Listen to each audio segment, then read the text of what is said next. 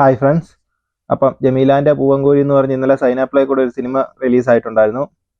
സിനിമയെ പറ്റി പറയുകയാണെങ്കിൽ സിനിമ വളരെ ഒരു മനോഹരമായ ഒരു സിനിമയായിരുന്നു.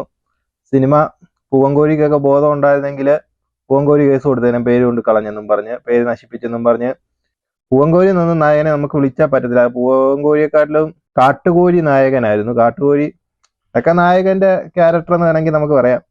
അതൊന്നും അല്ല, ഇത് നായകനാണെന്നുള്ള ഒരു പരിഗണന സംവിധായകനും കൊടുത്തില്ല. അഭിനയിക്കുന്ന അവനാണെങ്കിൽ ചോദിച്ചതുമില്ല, ഞാനൊരു നായകനാടോ എന്നെങ്കിലും ഒന്ന് പറയാമായിരുന്നു സംവിധായകനോട്.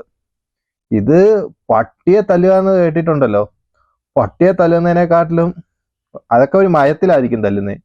അതിനെക്കാട്ടിലും എടുത്തിട്ടാണ് നായകനെ ഇതിലിട്ട് തല്ലുന്നതെന്ന് വെച്ച് കഴിഞ്ഞാൽ ഏതെങ്കിലും പെണ്ണിന്റെ പുറകെ പോവാ തല്ലുകൊള്ളുക, പെണ്ണിന്റെ പുറകെ പോവാ തല്ലുകൊള്ളുക, അവസാനം നായികയെ കല്യാണം കഴിക്കുക. നായികയെ കല്യാണം കഴിച്ചിട്ടും കാര്യമൊന്നുമില്ല. നായകന്റെ ഉണ്ടയെല്ലാം ചവിട്ടി പൊട്ടിച്ചിട്ടാണ് ക്ലൈമാക്സ് തീർന്നേ. പിന്നെ സെന്റിമെന്റൽ ഭാഗമൊക്കെ ഉണ്ട്. സെന്റിമെന്റൽ ആണോ, നായകനെ തല്ലുന്നത് കോമഡിയാണോ, അതോ അത് കഴിഞ്ഞ് കാണിക്കുന്നതാണോ സെന്റിമെന്റല്, ഒന്നും മനസ്സിലാകത്തില്ല. അത് ഏതാണ്ടൊക്കെ ഒരു 2000 ഇറങ്ങിയാൽ പോലും ഈ ഒരു സിനിമ വിജയിക്കുന്ന എനിക്ക് തോന്നുന്നില്ല. അത്രയ്ക്ക് വളരെ ഒരു മനോഹരമായ സിനിമ ആയതുകൊണ്ട് നിങ്ങൾ ആരും അതിന്റെ 700 MB കളയാൻ നിൽക്കണമെന്ന് ഞാൻ പറയുന്നില്ല.